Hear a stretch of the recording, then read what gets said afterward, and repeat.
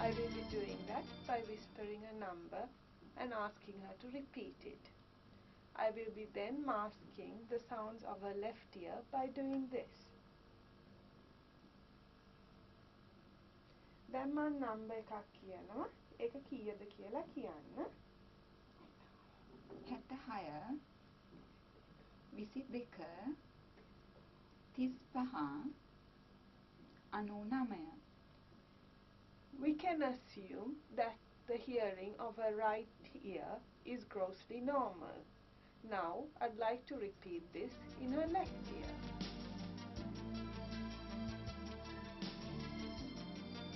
Next, I would like to demonstrate the Rene's test.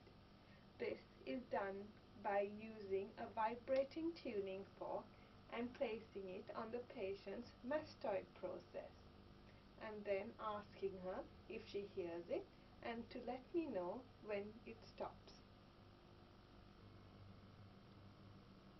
ඇහෙනවද? ඇහෙනවා. ඇහෙනව නතරුනාම කියන්න. තාමත් ඇහෙනවද? ඇහෙනවා. දැන් ඇහෙන්නේ නැහැ. Once she says she can't hear it anymore, I will place it in front of her ear. දැන් ඇහෙනවද? ඇහෙනවා. That means air conduction is better than bone conduction, and that is what we see in normal people.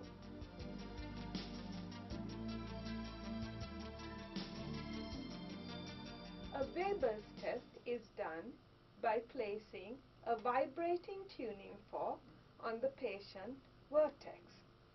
If the person has normal hearing, they will hear it equally on both ears. Let's say the patient has a deafness in the right ear. If it's a conduction deafness, the patient would hear it louder in the same ear, and if they have a sensory neural deafness, they would hear it better in the opposite ear. The Rene's and Weber's tests are done to differentiate between a conduction deafness from a sensory neural deafness.